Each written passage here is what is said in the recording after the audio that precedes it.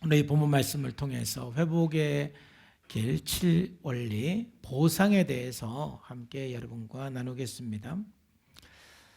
우리가 회복의 중요한 원리 중에 하나인 보상은 매우 중요한데 다 같이 한번 7원리를 읽어볼까요? 시작. 내가 해를 끼친 모든 사람의 명단을 만들어서 그들에게 기꺼이 보상하기로 결단한다. 아멘. 그러니까 우리들이 살면서 상처를 주고 해를 끼친 사람들이 있는데 그 사람들의 명단을 만들어서 보상하기로 결정하고 보상하는 것은 매우 중요한 것입니다. 특별히 이 보상은 12단계를 만든 모체가 되는 옥스포드 그룹 사람들에게 있어서 굉장히 중요한 원리였고 그 그룹 안에서 서로 잘못했을 때는 아주 정확하게 보상을 통해서 용서를 구하고 보상을 통해서 관계를 회복해 나갔습니다. 그리스도인들은 다른 사람들에게 상처를 주었을 때에 하나님 앞에 회개하는 것도 중요하지만은 반드시 사람에게도 용서를 구하고 보상할 일은 보상하는 것이 매우 중요합니다. 제가 약 2007년으로 기억을 하는데 그때 영화 밀양을 보면서 참 많은 생각을 했고 특별히 하나님 앞에 회개하는 것 이상으로 사람들에게도 용서를 구하고 보상하는 것이 얼마나 중요한가 생각한 적이 있습니다. 그 영화의 내용은 그렇습니다. 33살 난 주인공 신혜, 그 전도연이었죠. 그 신혜는 남편을 잃고 나서 남편의 고향인 밀양으로 가서 살기로 합니다. 그래서 그는 아들을 데리고 이제 밀양에 정착을 하기 시작을 했는데 참 여러 가지로 이 적응을 하는 그 시점에서 그 아들이 유괴당하고 결국은 아들이 죽습니다. 남편도 잃고 아들마저 잃은 이 신혜는 완전히 희망을 잃고 그 상실의 고통 속에서 너무 힘든 삶을 살게 되었습니다. 그러한 절망 속에서 신혜라는 사람에게 희망을 주는 것은 바로 신앙이었어요. 하나님을 알게 되고 하나님을 만나면서 그는 마음의 안정을 찾기 시작했고 그래도 새로운 삶을 출발할 수가 있었습니다. 그가 신앙을 가지면서 그 마음속에 끊임없이 오는 갈등이 있었는데 그것은 바로 자기 아들을 죽인 범인을 용서하는 문제였습니다. 정말 용서하는 것이 죽을 만큼 힘들었고 죽을 만큼 싫었습니다. 하나님의 은혜를 경험하면서 그 부분을 계속 갈등하면서 결국은 그 범인을 용서하기로 결정을 합니다. 그래서 이 신혜는 용서하기 위해서 범인이 수감된 교도소에 찾아갑니다. 그런데 그 교도소에 찾아갔을 때 이 신혜는 너무 충격을 받게 되었습니다. 본인은 지금까지 하나님의 은혜 안에서 그래도 살아오긴 살아왔지만 너무 고통스럽고 하루하루 잠 못 이루는 그 아픈 현실을 지내왔는데 오히려 감옥 속에 있는 그 범인은 너무 평안했던 것입니다. 그가 그렇게 말하는 것입니다. 제가 이 교도소에 와서 하나님을 알게 되었습니다. 저는 하나님께 용서받아서 너무 마음이 평온하고 안식을 누리고 있습니다. 라고 그 범인이 말하는 거예요. 그 말에 이 신혜는 완전히 무너졌습니다. 나는 이렇게 고통스럽게 살고 있었는데 너는 하나님께 용서받아서 그렇게 평안하고 안식을 누리고 있었다는 사실에 너무 큰 고통을 경험하면서 그때 하나님 앞에 반항하기 시작을 합니다. 그 사람이 이미 용서받았대요. 그러면 내가 뭘 용서할 필요가 있어요? 그리고 하나님은 무슨 자격으로 제게 허락도 받지 않고 그 사람을 용서했어요 하면서 하나님 앞에 원망하는 내용이 나옵니다.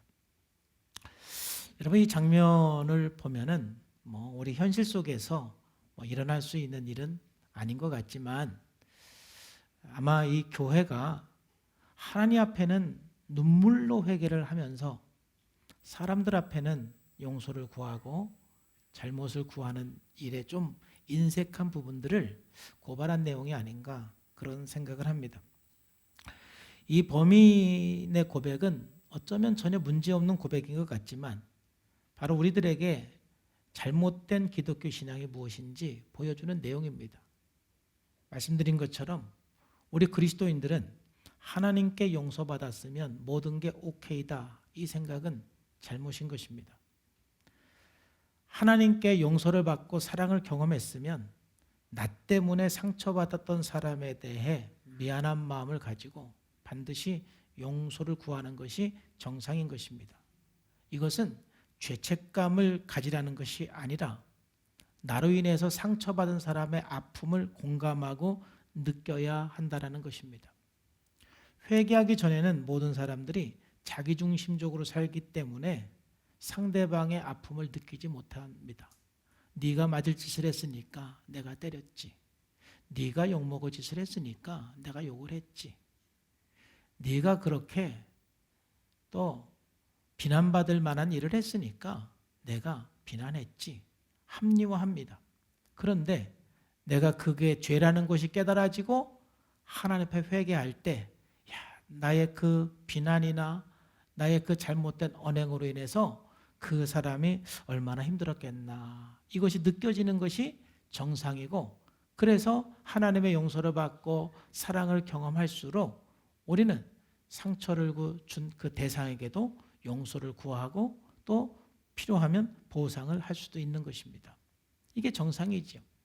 그래서 누가복음 19장에 나오는 삭개오도 같은 원리로 하나님 앞에 보상하겠다라고 예수님 앞에 고백을 합니다. 삭개오가 서서 주께 여짜오되 주여 보시옵소서, 내 소유의 절반을 가난한 사람들에게 주겠습니다. 이게 하나님의 은혜를 받은 사람이 하는 일반적인 고백이기도 해요. 그러면서 그는 뭐라고 말하느냐, 만일 누구의 것을 속여 빼앗은 일이 있으면, 그런 일이 있다라면 내가 갑절이나 갚겠나이다. 그렇지? 이게 정상이라는 것입니다. 하나님께서는 우리의 죄를 분명히 용서하지만, 그리고 죄책감에서 자유하라고 말씀하시지만, 하나님께서는 우리들에게 상처를 주고 피해를 준 사람에 대해서 무책임하라고 말씀하시지는 전혀 하지 않습니다. 우리는 내가 상처를 준 사람에 대해서 책임감을 가져야 되는 것입니다. 만약에 영화에 나온 그 범인이 하나님 앞에 정말 용서를 받고 정말 하나님의 사랑을 경험했다면 자기가 피해를 준 그 사람에 대한 본인이 할 수 있는 모든 책임 또는 용서를 구하고 보상하는 마음을 표현을 해야 맞는 것입니다. 그래야 그게 아름다운 정상적인 성도라고 할 수가 있는 것입니다. 저는 그래서 오늘 이 용서를 구하고 이 보상하는 문제가 얼마나 중요한지 여러분과 함께 나누고자 합니다. 세 가지를 나눌 텐데, 첫째는 보상이 왜 중요한가? 그리고 둘째는 우리가 어떻게 그런 보상의 명단을 작성할 수가 있겠는가? 그리고 셋째는 그럼 어떻게 우리가 사람들에게 보상을 할 수가 있겠는가? 이것을 여러분과 함께 오늘 나누도록 하겠습니다. 첫째, 우리는 해를 끼친 사람들에게 보상을 하는 것이 중요한 것입니다. 바로 이 보상한다라는 것은 내가 피해를 주고 상처를 준 사람의 회복을 돕는 것인 동시에 또 나도 하나님 앞에서 온전히 회복할 수 있는 길이 바로 해를 끼친 사람에게 보상하는 것입니다. 이 보상이 왜 중요한가? 한 세 가지 정도 여러분들에게 말씀을 드리겠습니다. 첫 번째는 이 보상은 상처를 준 사람에게 사죄의 진정성을 보여주는 것입니다. 많은 사람들이 용서를 구했을 때 진정성이 없어, 이런 말을 가끔 하죠. 어떤 사람들은 정말 진정성 없이 용서를 구할 때도 있습니다. 그 상황을 피하기 위해서 미안해, 잘못했어, 내가 미안하다니까, 어떤 진정성을 가지고 용서를 구하는 것이 아니라 그 상황을 피하기 위해서 그냥 미안하다고 말해버리는 경우들도 종종 있습니다. 그러면 상대방이 진정성이 느껴지지 않기 때문에 용서하기가 힘든 것입니다. 그런데 이 보상은 바로 그 사죄의 진정성을 하나님 앞에도 그렇고 사람 앞에도 그렇고 진정성을 갖게 하는 것입니다. 레위기 5장에 보면은 속건제가 나옵니다.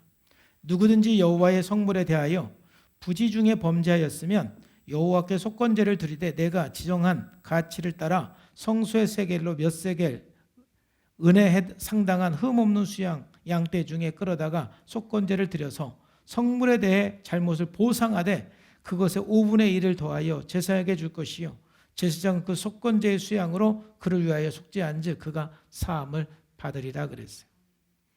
이게 무슨 말이냐 하면은 사람이 부지 중에 성전에 가서 제사장이 먹을 수 있는 그 음식을 내가 잘못해서 먹었다든지 또는 흠이 없는 제물로 제사를 드려야 되는데 흠이 있는 제물을 가져와서 제사를 드렸다든지 그럴 경우에는 배상을 해야 되는 거예요. 또 이웃의 물건을 탈취했다든지 또는 속였다든지 그랬을 경우에는 5분의 1을 추가해서 보상을 하는 것이 바로 속건제 제사인 것입니다. 그런데 대부분의 이 성경 주석학자들이 이 내용을 해석을 할 때 이 속건제의 중요성은 뭐냐면은 바로 회개하는 사람들의 진정성이라는 것입니다. 우리가 말로만 잘못했습니다. 하나님 말로만 용서해 주세요. 이것이 아니라 그 뭔가 잘못한 거에 대해서 5분의 1을 더해서 우리가 속건제를 드릴 때 그 사람이 진정으로 하나님 앞에 회개하고 또 진정으로 사람 앞에 사죄하는 그러한 내용이 되는 것입니다. 여러분, 진정성이 매우 중요한 것입니다. 우리가 진정성 있게 사죄를 할 때 피해자들은 마음의 원통함을 쉽게 풀 수가 있습니다. 우리가 아무리 잘못하고 아무리 큰 상처를 주었다 할지라도 정말 우리가 진정성 있게 사죄하면 용서하지 않을 사람이 제가 볼 때는 거의 하나도 없습니다. 그리고 그 마음의 그 원통함이 풀어집니다.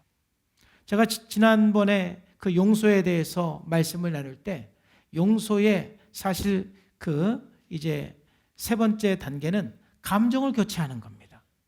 이 감정을 교체하는 것이 굉장히 어려운 거예요. 근데 어떻게 우리가 감정을 교체할 수가 있느냐? 혹 나에게 상처를 준 사람이 나에게 와서 진정성 있게 사죄를 하면 내 감정을 교체하는데 훨씬 쉬워집니다. 내 원통함이 풀어지기 때문에 그렇습니다. 그래서 이 보상은 매우 중요한 것입니다. 뿐만 아니라 가해자도 보상을 함으로써 확실하게 용서를 경험할 수가 있습니다. 그 확실하게 용서를 경험하면서 본인도 죄책감으로부터 완전히 자유할 수가 있는 것입니다. 그래서 우리가 누군가에게 상처를 주었을 때는 보상하는 것이 매우 중요해요. 두 번째, 보상이 왜 중요하냐? 보상은 상처를 준 사람과 관계 회복을 위한 효과적인 노력인 것입니다. 우리가 이 깨어진 관계 속에 있는 사람, 뭔가 내가 피해를 주어서 상처를 줘서 관계가 어려워졌을 경우에 이 보상은 그 사람과 관계를 회복하는 데 있어서 가장 효과적인 방법 중에 하나인 것입니다. 그래서 오늘 본문 마태복음 5장 23절에서 26절 말씀에 보면은 그러므로 예물을 제단에 드리려다가 거기서 내 형제에게 원망 들을 만한 일이 있는 것이 생각나거든 예물을 제단 앞에 두고 먼저 가서 형제와 화목하고 그 후에 와서 예물을 드려라 그랬습니다. 아마 마태복음이 쓰여질 당시에 교회 공동체 안에서도 굉장히 많은 갈등이 있었던 것 같습니다. 그런데 그런 갈등이 있었을 때 먼저 화목하라고 그러죠. 다시 한번 23절 말씀 보면은 어떤 때 내 형제에게 원망 들을 만한 일이 생각이 나거든. 원망 들을 만한 일이 생각이 났다라는 것은 바로 상대방에게 모욕적인 언행을 했다라는 것입니다. 뭔가 실수를 했든 아니면 내가 의도적으로 했던 상대방의 어떤 큰 상처를 준 것이 생각이 나면 먼저 화목하라는 것이죠. 이 본문 말씀에 그 방법으로 보상을 하는 것이 직접적으로 나오지는 않았지만 26절 말씀에 보면은 이렇게 간접적으로 말씀을 하고 있습니다. 26절에 진실로 내게 이르노니 내가 한 푼이라도 남김없이 다 갚기 전에는 결코 거기에서 나오지 못한다. 뭔가 내가 큰 상처를 줬을 때 그 상처를 준 거에 대해서 적절한 보상을 하면은 그 사람과 화목하는데 매우 효과적인 방법인 것입니다. 제가 프로그램 할 때 이게 늘 나누는 이야기인데, 제가 이 보상에 대해서 공부하고 나서 깨어진 관계를 회복하는데 굉장히 효과적으로 보상을 통해서 한 적이 있습니다. 저하고 아주 친한, 굉장히 친한 친구가 있는데 그 친구가 아버님이 돌아가셨어요. 근데 그 친구의 집은 부산입니다. 그래서 이 친구가 아버님이 돌아가셨는데 저에게 직접적으로 연락하지 않고 우리가 같이 이렇게 모이는 그룹이 있는데 그 총무에게 아버님 돌아가셨다고 연락을 주었어요. 그 총무는 그 당시 바로 우리 옆 동네 여의도 침례교회 부목사였어요. 근데 그 친구가 부산이니까 아무도 갈 사람이 없을 거라고 본인이 생각을 하고 연락을 아무에게도 안 해줬어요. 그래서 저는 몰랐어요. 그리고 장례식 다 끝난 다음에 알았어요. 얼마나 미안한지 이거 뭐 머리를 들을 수가 없어요. 그래서 이제 그 친구를 만나서 이만저만해서 내가 몰랐고 그래서 못 갔다고 용서를 구했는데도 그 친구가 나한테 하는 말이 그래도 형 나 서운해. 형은 올 줄 알았어. 하면서 마음이 안 풀어지는 거예요. 근데 여러분, 내가 미안하다고 했는데도 마음이 안 풀어지면 어떻게 하죠? 어떻게 뭐 엎질러진 물 다시 뭐 담을 수도 없고 방법이 없잖아요. 제가 여러 번 미안하다고 그랬어요. 두세 번 정도. 미안해. 근데 안 풀어지는 거예요. 뭔가 우리 둘 사이에 미묘한 담이 느껴지는 거예요. 아주 친했는데. 참 제 마음이 힘들었어요. 미안하기도 하고 힘들기도 하고 이거 방법이 없는 거예요. 그러더니 시간이 지났어요. 얼마나 지났는지 기억은 안 나요. 거의 한 1년 정도는 지났을 거예요. 시간은 지났는데 그때 이제 제가 이걸 공부해 보상에 대해서 하게 됐어요. 그때 제가 이 보상을 공부하면서 내가 보상해야 되는 사람 중에 제일 먼저 생각난 사람이 일단 제 아내, 그리고 두 번째 생각난 사람이 이 친구. 딱 생각이 났어요. 보상을 해야 되겠다. 그래야 좀 뭐가 해결이 될 것 같다. 그래서 하나님 어떻게 할까요? 하고 기도했는데 두 가지 생각이 나게 하더라고요. 자, 그런 경우에 참 보상은요, 이 고기를 사주는 게 참 좋습니다. 고기. 뭔가 상처를 주어서 그 화해를 하고 싶을 때 고기도 숯불구이, 이게 성경적이에요. 숯불구이를 사주는 것은 화해에 굉장히 도움이 됩니다. 예수님께서도 베드로하고 화해를 할 때 숯불구이를 해주셨잖아요. 그래서 고기를 사줘야 되겠다. 그 다음에 두 번째 또 생각난 게 뭐냐면은 그냥 숯불구이만 사주면은 이게 꼭 뭐 보상이라는 개념이 좀 약할 것 같아요. 그래서 이제 어떻게 할까? 어떤 선물을 할까? 아마도 이제 제가 집사람하고 의논도 했던 것 같아요. 주님께도 기도했지만. 근데 이제 그때 그 목사님이 그 교회를 리모델링 한 지 얼마 안 됐었어요. 타이밍이 이때 좀 예쁜 화분을 하나에게 선물을 하면은 의미가 있겠다. 그래서 좀 최고로 좋은, 좀 비싼 화분을 좀 보상 차원에서 아주 10만 원이 훨씬 넘는 그런 화분을 이제 제가 하기로 생각을 했습니다. 그래서 이제 그 월요일 날 그 만나기로 친구에게 전화를 했습니다. 월요일 날 한번 찾아갈게.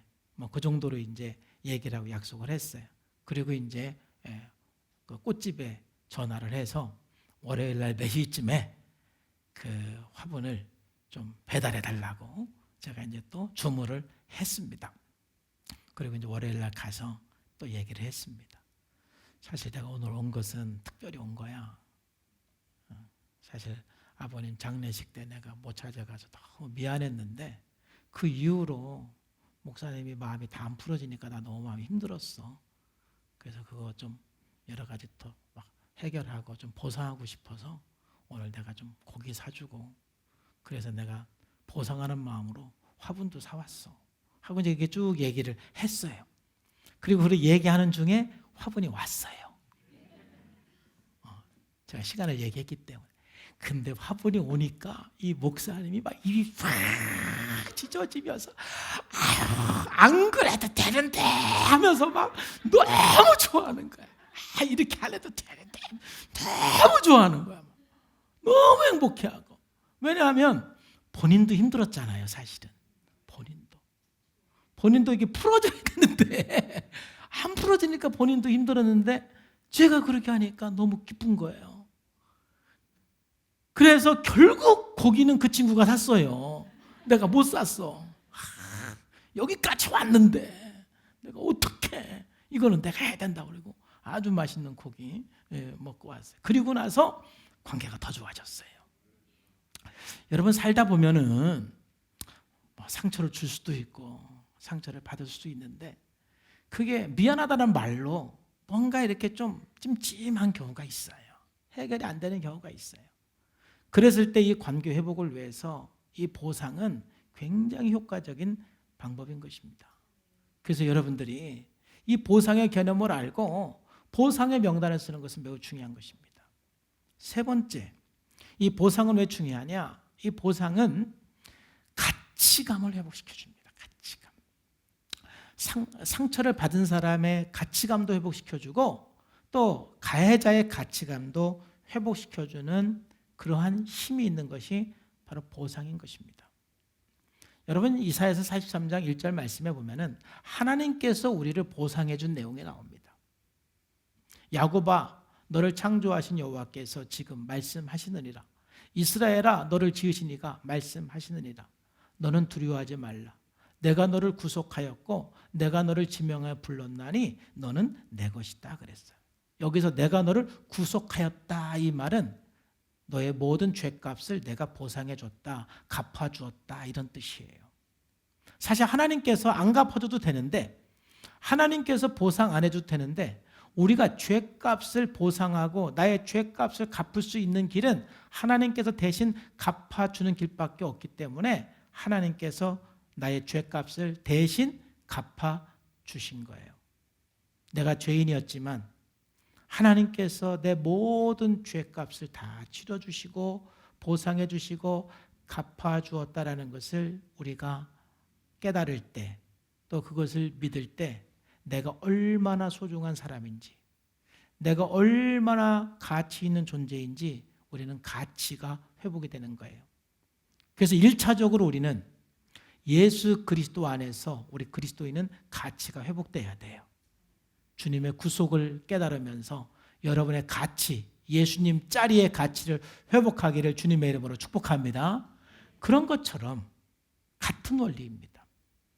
비록 내가 내 자녀에게 혹 상처를 주었다 할지라도 부모가 진정성 있게 용서를 구하고 또 진정성 있게 어떤 보상을 통해서 용서를 구할 때 자녀들이 어떤 마음을 갖겠습니까? 아, 참 나는 가치 있는 사람이구나. 나는 소중한 사람이구나. 그렇기 때문에 부모님이라도 나에게 잘못을 했을 때 이렇게 보상을 하면서까지 용서를 구하고 나하고 화목을 청해오는구나. 누군가가 진정성 있게 인격적인 대우를 해줄 때 상처받았지만 거기서 상처도 회복이 되고 자기 가치감도 회복이 되는 거예요. 여러분 친구들과의 관계도 마찬가지죠. 친구들과의 관계 속에서도 혹 내가 상처를 주었다 할지라도 거기에 대해서 진정성 있게 용서를 구할 뿐만 아니라 어떤 보상까지 할 때 그 상대방은 그 상처에 대해서도 치유받을 뿐만이 아니라 참 내가 소중한 존재이구나. 내가 가치 있는 존재이구나. 이런 가치감이 회복이 되는 거예요. 그래서 비록 내가 상처를 받았어도 누군가가 진정성 있게 그렇게 다가와서 보상을 해주면 정말 나는 사랑받는 사람이구나, 나는 존중받을 만한 사람이구나, 나는 가치 있는 존재고, 이런 생각을 할 수밖에 없는 거예요. 그래서 우리가 상처를 안 주고 살 수는 없어요. 그렇지만 우리가 효과적으로 용서를 구하고 효과적으로 보상을 할 때 그 보상을 통해서 가치가 회복이 되는 거예요. 뿐만 아니라 가해자도 그 보상을 해줌으로써 자기 가치가 또 회복이 되는 것입니다.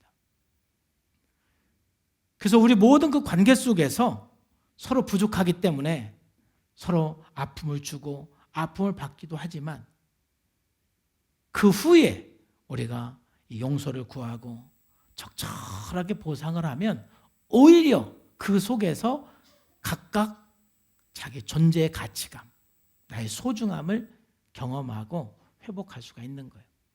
이런 의미에서 우리가 이 보상은 매우 중요한 것입니다.